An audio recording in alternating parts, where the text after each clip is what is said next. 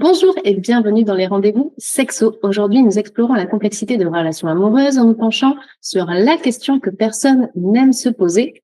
Comment surmonter une séparation? J'ai le plaisir de retrouver pour parler de ce sujet Laurence Dispo, sexologue. Laurence, bonjour. Bonjour Émilie. Merci d'être avec nous aujourd'hui pour aborder ce sujet pour le moins sensible. Tout d'abord, nous allons aborder donc les conséquences de la séparation et surtout explorer les voies possibles pour la surmonter et aller de l'avant. Nous comptons donc sur vous. Première question, comment aborder la conversation de la séparation avec son partenaire pour la surmonter et aller de l'avant? Oui, question épineuse en effet. Je sais que c'est très tentant de passer par les messages WhatsApp. Je sais qu'il y a des tas de bonnes raisons pour lesquelles, des personnes passent par l'écrit. Des bonnes raisons, des raisons, bienveillantes. Des fois, on se dit: «Bon, la personne pourra mieux, encaisser le choc» et cetera. Néanmoins, en entendant quand même pas mal d'histoires, au cabinet jour après jour, je me dis que si on peut aborder cette, question de la séparation, cette conversation, de la séparation en personne, c'est quand même plus judicieux. On permet à l'autre de réagir, on permet à l'autre d'exprimer ses émotions et puis ça laissera un souvenir quand même un petit peu plus respectueux si on arrive, si possible bien sûr, à aborder cela en personne. 2e chose, l'aborder avant d'en parler à d'autres personnes. Je pense notamment aux enfants. J'entends des fois des situations où l'un ou l'autre va parler d'une séparation aux enfants avant d'en parler sérieusement avec le ou la conjointe. On essaye d'éviter ça quand même, que ce soit les enfants, que ce soit, des amis proches du couple, que ce soit les belles familles, les familles. On essaye d'éviter ça aussi pour que la personne qui va être, informée ou disons avec laquelle, on va parler de séparation, soit la personne, concernée. 3e chose, on essaye de le faire hors dispute. On essaye de le faire à un moment donné où on n'est pas enflammé, où on n'est pas, en train de flamber dans les émotions, et où on peut le faire, la tête reposée, que l'autre aussi puisse être dans un état, non pas à être, dans une activation émotionnelle, trop fort, mais puisse aussi accueillir les informations, accueillir le sujet de manière aussi calme que possible. Ensuite, ce qui est assez idéal, c'est de pouvoir expliquer, clairement, sincèrement, comment on en est arrivé là ou comment nous, on pense en être arrivé là. C'est important d'avoir une certaine clarté avec la personne, quand on va aborder ce sujet. On va essayer de pas laisser planer de faux espoirs s'il n'y en a pas. Si on a pris une décision, si on est déjà ailleurs dans notre cœur, si on est déjà, voilà, très, très Ne pas laisser décidé, l'imposture, très, quoi. Mmh. voilà, exactement. Mais sans être méchant non plus. Je vois des personnes qui deviennent très, très froides et voire cruelles pour justement ne pas donner de faux espoirs. C'est pas forcément très, très, gentil non plus d'en arriver là. Donc essayons de rester respectueux tout en étant clair, tout en étant ferme. En utilisant peut-être, le disque rayé. «Non, je ne pense pas que, ce soit possible d'aller de l'avant. Non, je ne veux pas nous redonner une 2e chance», et cetera. Donc on reste vraiment clair, on reste ferme, mais sans être dans la cruauté non plus, où on va commencer à sortir les 4 vérités de la personne et à lui dire des choses qu'on pourrait, regretter ou qui sont simplement, trop dures à entendre. Se préparer aussi à encaisser les émotions de l'autre. Si on est la personne qui, amène le sujet de la séparation, alors on peut garder la tête haute, on peut rester digne, on n'a pas à avoir honte de ne plus avoir de sentiments ou avoir des sentiments qui se sont, altérés ou voilà, pour X, Y raison, vouloir sortir de la relation. Donc rester digne, rester la tête haute, mais en sachant qu'il va y avoir, peut-être des émotions très, très fortes de l'autre côté et qu'on va encaisser peut-être une certaine culpabilisation, ou des efforts de culpabilisation de la part de l'autre qui est dans la détresse, qui est démuni et qui va peut-être pas trouver mieux que ça sur le moment. Après un certain temps, donc pas forcément lors de la première discussion, parce que faut quand même bien s'imaginer qu'une discussion ne suffira sans doute pas. Mais après un certain temps, proposer de réfléchir ensemble au sens qu'on veut donner à la séparation, qu'on veut donner aussi à la relation qu'on a eue. Alors peut-être en voyant une tierce personne, un thérapeute, pour parler de la séparation et pour conduire au mieux cette séparation. On peut valider les blessures que chacun a vécues, on peut valider l'émotion, on peut faire honneur à la relation qu'on a eue. Et puis peut-être dernière chose que je voulais évoquer, c'est qu'une séparation peut se faire à deux. Et c'est important que l'un ou l'autre n'ait pas l'impression d'être devant le fait accompli et d'avoir rien à dire, de pas avoir son mot à dire. On peut prendre des décisions ensemble, que ce soit concernant la garde des enfants, s'il y en a, que concernant le logement, concernant qu'est-ce qu'on va dire aux familles, belles familles, qu'est-ce qu'on va dire aux proches, aux amis. Est-ce que c'est une pause définitive? Est-ce que c'est une pause temporaire plutôt ou une séparation définitive? Toutes ces décisions, on peut les prendre ensemble. L'idée, c'est vraiment d'éviter qu'il y ait l'un des partenaires qui se sent complètement acculé, sans contrôle sur rien, et que cette personne dise bon finalement j'ai tout subi, j'ai rien pu éviter, j'ai tout subi. Ça, ce serait dommage. Donc, essayons, tout comme on a eu une relation à deux, d'avoir une séparation à deux, de faire cette séparation ensemble.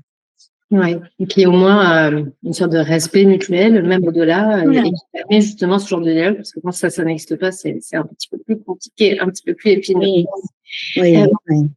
donc, évidemment, c'est une situation qui n'est jamais facile, ni pour l'un ni pour l'autre. Et comment est-ce qu'on gère les émotions pendant une séparation? Il y a nos émotions, il y a les émotions de l'autre. Donc, pouvoir respecter et valider les émotions de l'autre.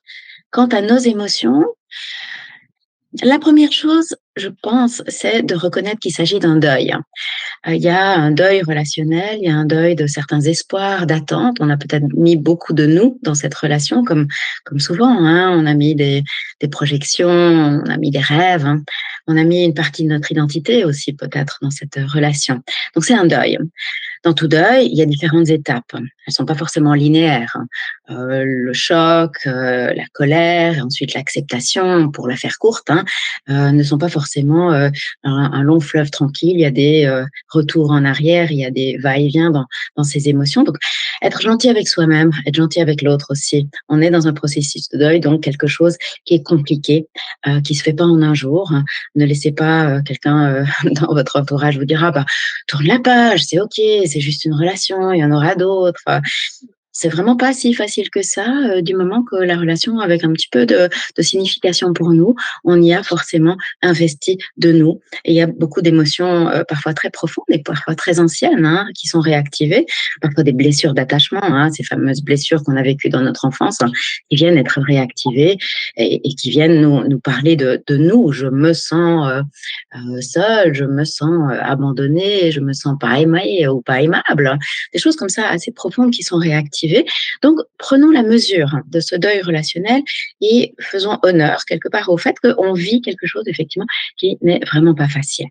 Donc déjà, le reconnaître, le valider, être gentil avec nous-mêmes, reconnaître aussi que certaines ruptures vont être plus violentes que d'autres, plus houleuses que d'autres.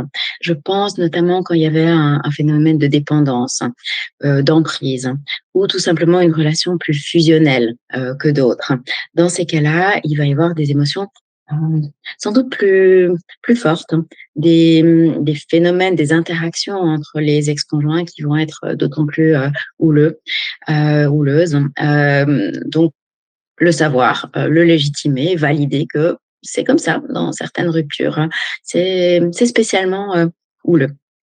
Donc, les manières de gérer tout ça, les manières de gérer toutes ces émotions, déjà d'être entouré, de s'entourer des amis, des proches. On va vite se rendre compte qu'on n'est pas seul, que les émotions qu'on vit sont validables, sont entendables. Savoir que les émotions aussi, à un moment donné, elles vont s'apaiser. Savoir que les émotions sont des phénomènes temporaires. À moins de les réactiver sans cesse, elles vont s'apaiser. Si on les laisse faire leur chemin, elles vont se calmer. On va s'intéresser aux émotions en tant que telles, se dire ça c'est mon émotion, c'est pas moi. Pour l'instant, je suis dans le désespoir, mais je ne suis pas que désespoir. C'est une émotion que je traverse. Si je suis dans la colère, dans un sentiment d'abandon, dans la tristesse, il n'y a pas que ça. C'est une partie de moi. C'est pas toute mon identité. Mmh. Donc, voir les émotions comme des phénomènes qui sont intéressants, mais qui nous traversent, qui vont faire leur chemin. Pour nous aider, on peut faire des exercices de pleine conscience, de méditation. On peut prendre le temps de vivre ces émotions et de les laisser passer.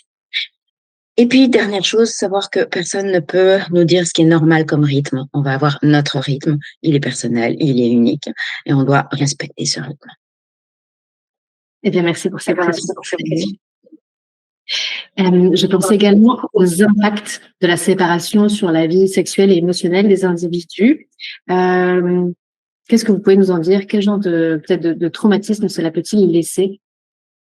Oui, et c'est intéressant que vous utilisiez le mot traumatisme. On est face à un trauma quand plusieurs choses, hein. Quand il y a un avant et un après, on voit que ce moment-là, ce moment de la rupture est déterminante dans notre manière de nous voir ou de nous voir par rapport au monde. Je disais avant, on va réactiver des blessures d'attachement, hein. Donc tout à coup, on va réactiver des choses profondes, style je suis seule au monde, je suis en danger, on va toujours m'abandonner, je suis pas aimable, je mérite pas mieux. Des choses comme ça qu'on va se dire sur soi. Et là, ça devient traumatique ou disons, ça peut aussi réveiller des traumas anciens qui vont comme ça faire perdurer des choses qu'on va penser de soi et qui vont nous mettre d'autant plus en difficulté pour gérer les émotions qui sont de toute manière présentes lors d'une séparation. Ça peut être aussi un trauma potentiellement quand on s'était beaucoup défini au travers de la relation. Euh, donc, il y a non seulement une perte, mais il peut y avoir vraiment un vide, toute une définition de soi à reconstruire. Si on s'était beaucoup dit, moi je suis l'épouse de ou la copine de, et que tout notre sentiment de valeur dépendait de cette relation. C'est souvent le cas dans les relations fusionnelles, mais aussi d'autres types de relations. Donc, ça va être d'autant plus compliqué dans ces situations-là. Euh, c'est d'autant plus traumatique aussi quand on se dit des choses souvent assez irrationnelles hein, sur la signification de la relation. Par exemple, ah, c'était ma dernière possibilité de devenir parent selon l'âge qu'on a. Ou bien, ah, c'était l'unique homme qui pouvait m'aimer ou l'unique femme qui pouvait m'aimer. C'était la seule personne qui me comprenait. C'était la seule personne avec qui j'avais une vie sexuelle satisfaisante, etc., etc. On va se dire, je vais jamais retrouver une personne comme ça ou une relation comme ça. Là, il y a potentiellement des impacts traumatiques. Hein. Alors, sur la vie sexuelle, il peut y avoir des traumas si on a mal vécu la sexualité avec cette personne, mais aussi si on l'a bien vécu. Si on l'a bien vécu, on peut se dire des choses comme justement, je vais jamais retrouver une personne avec qui j'ai une telle entente. Hein. Il y a que cette personne-là dont j'avais envie d'être aussi proche. Hein. Ou bien cette personne-là m'acceptait comme j'étais, avec mes faiblesses, avec mes traumas anciens, avec mes fragilités. Et puis patatras, elle veut plus de moi ou bien pour X, Y raison, la relation est terminée, il peut y avoir un sentiment vraiment de danger par rapport à la sexualité à venir. On va plus jamais me comprendre de cette manière-là. Donc, même si on a bien vécu la sexualité avec cette personne, il peut y avoir des soucis. Il peut y avoir des soucis aussi si on n'ose plus trop s'exciter parce que chaque fois qu'on s'excite, le souvenir de cette personne revient parce que notre fantasmatique est en lien avec cette personne. Alors, on peut imaginer que pendant quelques semaines, quelques mois, on n'ait plus très envie de s'exciter parce que, ben, voilà, si chaque fois le souvenir de l'autre revient et nous remplit de tristesse, comment associer excitation et tristesse? Mmh. Donc parfois, on doit laisser passer un petit peu de temps avant de pouvoir de nouveau avoir un moment d'excitation, ce qui est compliqué parce que justement, une des choses qu'on recommande, c'est de pouvoir se réapproprier notre corps au travers de l'auto-érotisme et pouvoir se reconnecter à nos sensations. Donc, c'est un petit peu, voilà, peser le pour et le contre. Est-ce que je peux me réapproprier mon corps? Est-ce que je peux de nouveau avoir des moments d'excitation seule? Tout en gentiment tournant mon attention vers d'autres stimulations que le souvenir de mon ex-conjoint ou de mon ex-conjointe. Donc en utilisant peut-être des lectures ou des films érotiques euh, ou des souvenirs d'autres relations éventuellement, ou alors d'autres. Focus, Voilà, ouais, exactement. Changer le focus de notre fantasmatique pour quand même vivre ce moment de manière joyeuse et non pas triste. sûr. Autre question, dans le cadre de famille, quand voilà, il y a des enfants qui sont impliqués, évidemment, donc on le sait, les ruptures peuvent être plus ou moins faciles, on va dire, à gérer. Comment parvenir à Oui. maintenir une communication saine après la séparation? Quels conseils pouvez-vous donner? Une chose assez fréquente, malheureusement, c'est de passer par les enfants pour transmettre les infos. Aussi pour des bonnes raisons, on a toujours des bonnes raisons de faire ce qu'on fait. Hein. On n'a pas envie de faire flamber les émotions, on craint que ça se passe mal, on veut s'assurer que les informations passent bien et non pas empreintes de trop d'émotions. Donc on se dit, ben voilà, on va faire passer le message par les enfants. C'est pas forcément une bonne idée. Donc essayons de laisser les enfants, quel que soit leur âge d'ailleurs, hein, en dehors des interactions. Essayons de communiquer directement avec notre ex. Essayons peut-être d'utiliser un petit carnet, hein, comme ils font à l'école. Il y a un carnet de communication. On peut aussi avoir un carnet de communication avec l'ex pour faire passer les informations de manière claire, de manière respectueuse et sans passer par les enfants surtout. On essaie de rester poli, on essaie de rester courtois, on essaie de ne pas être trop dans la réactivité parce que l'autre peut-être ne va pas réussir à rester courtois. Donc on laisse passer quelques minutes, quelques heures, voire peut-être un jour avant de répondre pour laisser se tasser un petit peu les émotions face peut-être à un conjoint, un ex-conjoint ou une ex-conjointe qui n'est pas forcément tout dans la politesse ou dans la gentillesse. Donc, on essaie de se calmer avant de répondre et on essaye de rester digne. Savoir aussi ou se souvenir que ça peut aller mieux, qu'il y a des phases, que suite à une séparation, il peut y avoir 1 ou 2 ans qui se passent très mal. Ensuite, voilà, l'ex refait sa vie, il y a une nouvelle conjointe dans l'affaire ou un nouveau conjoint dans l'histoire. Donc, les choses se calment et ça pèse. Il y a des communications plus polies, plus respectueuses, plus constructives. Donc, se souvenir qu'il y a des phases et que c'est pas parce que c'est la cata maintenant que ce sera toujours la cata. Et puis peut-être dernière chose, partir d'un principe de bienveillance, partir d'un a priori que si on a aimé cette personne, il n'est pas tout mauvais, elle n'est pas toute mauvaise. Il y a du bon, cette personne aime nos enfants. On doit quand même partir de ce principe-là, que même s'il fait pas tout juste ou comme nous on l'espérerait, il a sans doute des bonnes intentions. Donc partir de cet a priori-là, plutôt que de partir d'un principe de méfiance, hein, que l'autre va faire des choses pour nous faire du mal, va être négligent ou négligente. Essayons déjà d'observer et d'accueillir la réalité plutôt que d'être dans l'appréhension et dans la méfiance. Parfois, on peut être, comme on dit ici en Suisse, surpris en bien. Ça, c'est plutôt, oui, c'est plutôt rassurant. Il y a pas de raison. Les choses peuvent bien se passer Oui, aussi. tout à fait, tout à fait. Quand la situation est plutôt mal vécue et qu'on voit pas le bout de ça, qu'on n'arrive pas à sortir justement de ce deuil-là, quels sont les soutiens disponibles pour les individus qui traversent ce genre de séparation compliquée? C'est une très bonne question parce que souvent, on a envie de gérer ça seul. On se dit, je vais me débrouiller, c'est pas la fin du monde, tout le monde s'est séparé à un moment donné. Pourquoi aller chercher de l'aide? Pourquoi aller demander de l'aide? Et pourtant, dans beaucoup de situations, un petit coup de pouce n'est pas du luxe. Alors, ça peut être un thérapeute, évidemment, un psychologue, psychothérapeute. Hein. Ça peut être aussi un médiateur hein, qui va voir le couple ou l'ex-couple et aider ces deux personnes à faire un peu le tri, à faire avancer aussi un petit peu les choses hein, par rapport justement au côté répartition des biens, annonce aux enfants, etc. Hein, où une médiatrice peut vraiment aider à simplifier un petit peu et à séparer la charge émotionnelle des décisions qui sont à prendre et qui sont à prendre, on l'espère, ensemble.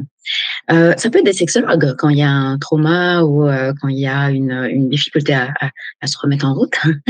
Ça peut être des juristes aussi quand on a besoin d'avoir un petit peu plus de clarté sur nos possibilités et sur les réalités qui vont être à affronter. Ça peut être des avocats, bien sûr. Ça peut être aussi des associations qui vont aider. En Suisse, on a des associations qui vont aider les familles face à des deuils. Hein. Donc, une personne qui décède, mais aussi à un deuil relationnel, c'est-à-dire une séparation. Et qui vont aider le couple ou l'ex-couple, mais aussi la famille entière, y compris les enfants.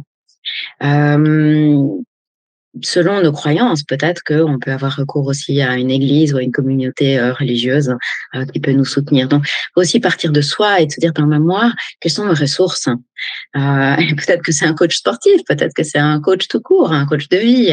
Quelles sont mes ressources auxquelles j'adhère, auxquelles je crois, qu'est-ce qui va dans mes croyances, qu'est-ce qui va dans mes valeurs Mais en tout cas, chercher de l'aide, c'est pas une honte. C'est pas ça qui va nous ralentir, bien au contraire, hein. C'est peut-être quelque chose qui va nous donner le petit coup de pouce nécessaire, hein, pour avancer dans notre vie. Merci beaucoup, Laurence. On a abordé tout à l'heure la question de la vie sexuelle. On a parlé de se réapproprier son corps. Comment est-ce qu'on reconstruit sa vie sexuelle après une séparation? Alors, quand on est seul ou quand on rencontre un nouveau conjoint, par exemple. Voilà, donc on a parlé de se réapproprier, hein, notre corps, nos sensations, en prenant le temps de faire des lectures, d'écouter des podcasts, de regarder des films, pour voir si on peut reconstruire, comment on peut reconstruire notre fantasmatique, hein. Comment est-ce qu'on peut avoir de nouveau des sensations plaisantes, d'excitation, peut-être d'orgasme. Prendre le temps, parce que, et je le dis et je le redis, prendre le temps aussi, si on veut se réengager dans une relation à deux. Alors c'est pas pour moraliser et dire ah il faut pas aller trop vite et il faut pas faire ce phénomène de rebound. Voilà, on fait ce qu'on peut et on fait selon ce qui nous convient. Néanmoins, prendre le temps nous permet quand même de faire cette petite mise au point. Quels sont mes besoins? Qu'est-ce qui est le plus important? S'il y a des aspects de ma vie sexuelle avec mon ex que j'ai mal vécu, par exemple, j'arrivais pas à dire non, j'arrivais pas à moduler le rythme, j'arrivais pas à exprimer mes besoins, j'étais dans la réactivité par rapport aux besoins de l'autre. Faire une petite mise au point, un petit bilan sur ce qui est important pour nous et sur ce qu'on a peut-être envie de développer aussi, hein. C'est une possibilité, c'est une opportunité, on va dire, hein, de faire le point de ce qu'on a envie de développer et ce qu'on a envie de vivre dans une prochaine relation. Donc, prendre le temps nous permet de faire tout ça. Une chose assez fréquente malheureusement, c'est la comparaison, hein. Les personnes que je rencontre, ils sont moins ci, ils sont plus ça, ils m'attirent moins, voilà, je trouve pas, chaussures à mon pied, on va pas forcément trouver chaussures à notre pied, tout de suite, hein, et peut-être qu'il va falloir embrasser, pas mal de crapauds ou boire un verre, pas mal de crapauds avant de trouver notre avenir, notre futur. Donc, prendre le temps aussi de rencontrer des gens sans avoir des attentes, sans trop comparer. Et si on s'attrape, c'est une discipline mentale, hein, si on s'attrape en train de faire une comparaison, se dire ah stop, se dire ben voilà, j'étais en train d'entrer dans une comparaison. C'est la dernière chose que je devrais être en train de faire là maintenant. Je devrais pouvoir rencontrer cette personne comme si c'était la première fois, parce que chaque rencontre est une première fois. Et peut-être que chaque rencontre sexuelle peut aussi être une première fois. Oui, il y a certaines choses qu'on va faire de la même manière, mais peut-être plein de choses qu'on va faire différemment. Et peut-être plein de nouvelles choses qu'on va faire. C'est une première fois. Voilà un petit peu. Et concernant maintenant la santé émotionnelle après une séparation, pouvez-vous me recommander des petits exercices, des rituels ou des pratiques qui peuvent nous aider à renforcer cette santé émotionnelle? Tout à fait. Les rituels, c'est toujours une bonne idée, je trouve. Un rituel assez sympa, c'est un rituel de lâcher prise au travers de la gratitude, mais aussi au travers de la variété des émotions qu'on pourrait vivre vis-à-vis de notre ex-relation. Une première étape, c'est de faire une liste des choses pour lesquelles on s'en veut. Donc, la première liste, ce sera « je m'en veux pour », je sais pas, mon manque de compréhension, mon impatience, etc. Je m'en veux peut-être que je m'en veux d'être restée aussi longtemps que je suis restée. On va faire une liste des choses pour lesquelles on s'en veut. Ensuite, on va faire une liste de choses pour lesquelles on en veut à l'autre personne. Je t'en veux d'avoir dit telle ou telle chose, de m'avoir blessée de cette manière-là, de m'avoir dit telle ou telle chose, fait telle ou telle chose. Voilà, une liste de choses pour lesquelles je t'en veux. Deuxième étape, une liste de choses pour lesquelles je suis reconnaissante vis-à-vis de l'autre. Je te remercie de m'avoir supporté à ce moment-là. Je te remercie de m'avoir soutenu à ce moment-là. Je te remercie pour nos enfants. Je te remercie de m'avoir ouvert les yeux sur telle ou telle chose. Je te remercie de ton amour, tout simplement, de ta bienveillance, etc. Donc, on va faire une liste des choses pour lesquelles on veut remercier l'autre. Et finalement, peut-être encore plus important, c'est la liste des choses pour lesquelles je me remercie. Je me remercie d'avoir tenu bon, d'y avoir cru. Je me remercie de nouveau, pour nos enfants, je me remercie d'avoir lu ceci ou cela. Je me remercie de m'être rendu compte de ceci ou cela. Et peut-être que je me remercie d'être restée aussi longtemps et peut-être que je me remercie d'être partie quand je suis partie. Donc, on va faire une liste de choses qui vont favoriser la gratitude vis-à-vis de l'autre et la gratitude vis-à-vis de soi. Alors, c'est un exercice qu'on peut faire pour soi, seul, mais c'est un exercice qu'on peut faire aussi avec l'autre. On fait fréquemment cette démarche en thérapie. On demande aux conjoints, aux ex-conjoints, aux personnes qui sont en processus de séparation, de faire ces 4 listes et de les partager. Ça donne lieu à beaucoup, beaucoup d'émotions, beaucoup de reconnaissance aussi. On a besoin, lors d'une séparation, de se sentir reconnu, de valider toutes les belles choses qu'on a faites, peut-être de mettre les points sur les i sur les choses qu'on n'aurait pas dû faire ou qui ont blessé l'autre. Ça nous aide aussi dans la compréhension de pourquoi on est en train de se séparer. Ça nous aide à mettre vraiment le passé dans le passé et de se dire, ça s'est passé ainsi. Il y a des bonnes raisons pour lesquelles on est en train de se séparer. On comprend mieux la relation et on comprend mieux la séparation en faisant un rituel comme ça. Alors, dans certaines situations, on n'arrive pas à faire des rituels avec l'ex parce que, voilà, l'entente ne le permet pas ou le souhait n'est pas des deux côtés. On va faire des rituels plutôt pour soi. On va faire des rituels de gratitude, comme cet exercice dont je viens de parler pour soi. On peut aussi tout simplement se féliciter à chaque pas en avant, chaque fois que on a de nouveau le sourire, chaque fois qu'on regarde de nouveau le soleil, chaque fois qu'on retourne au sport, chaque fois qu'on va retourner boire un verre avec quelqu'un, chaque fois qu'on rigole, chaque fois qu'on est en mesure de faire telle rando qu'on avait fait avec l'ex, et on peut faire la rando sans être dans la tristesse, ou telle autre activité qu'on avait fait avec l'ex-conjoint, et on arrive à le faire sans avoir trop de souvenirs ou disons sans être dans des émotions négatives. Ça, ce sont des pas en avant. Donc, se féliciter de manière un peu rituelle. Un petit verre de champagne, un tap sur l'épaule, un bravo. Se féliciter à chaque pas en avant, chaque fois qu'on a une première fois sans l'ex. Eh bien, merci beaucoup. Oui, en effet, ça nous a permis de bien cerner tout ce sujet, de savoir comment accompagner, mieux vivre la séparation ou au moins comment aller de l'avant, puisque voilà, quand on y travaille, en se laissant le temps, notre propre temps, vous l'avez dit, il n'y a pas de date d'échéance fixe. Il faut vraiment se laisser le temps pour sortir de tout ça et puis aller de l'avant, parce que le soleil revient toujours, comme on l'a dit également. Si on devait lister vos 3 principaux conseils pour surmonter une séparation. Premier conseil, prendre soin de soi activement, c'est-à-dire se pardonner si nécessaire, se remercier, être dans la gratitude et être gentil avec soi, être dans la bienveillance avec soi. Deuxième chose, vous l'avez dit, prendre le temps sans se mettre de pression par rapport au rythme. C'est un deuil et un deuil, ça prend du temps et c'est pas linéaire. Troisième point, troisième conseil, se souvenir que c'est un excellent moment pour apprendre sur soi. En profiter pour se développer, pour développer la connaissance de soi et peut-être améliorer certaines choses. Tiens, de quoi est-ce que j'ai besoin dans une relation? Comment est-ce que je m'exprime dans une relation? Comment est-ce que j'exprime mes émotions, mes besoins? Est-ce que j'ai certaines réactions automatiques dans les conflits ou face à telle ou telle situation? Qu'est-ce que j'ai envie de conscientiser? Qu'est-ce que j'ai envie de marquer? Qu'est-ce que j'ai envie d'améliorer par rapport à ma manière d'être en couple? Si on peut apprendre de cette relation, elle aura valu la peine, comme toute relation humaine.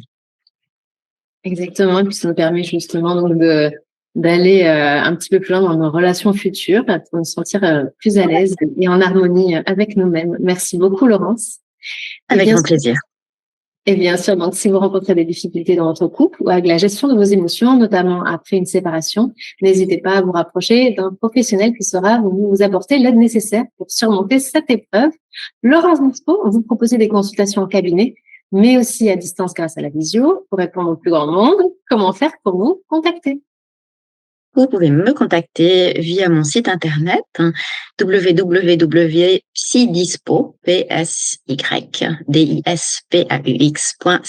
puisque effectivement je suis en Suisse, donc peut-être que nous nous verrons en visio. Et on embrasse tous les Suisses au passage. Merci beaucoup, Laurence. Merci de nous avoir aidés dans ce sujet si sensible et par lequel on passe tous à un moment donné. Hein, donc, merci. On espère apporter du soutien pour ceux qui traversent actuellement ce genre de situation. J'espère vous retrouver prochainement pour un nouveau sujet. Merci à vous de votre accueil, comme toujours, un grand plaisir et à bientôt. Merci à toutes et à tous de nous avoir suivis. À très bientôt.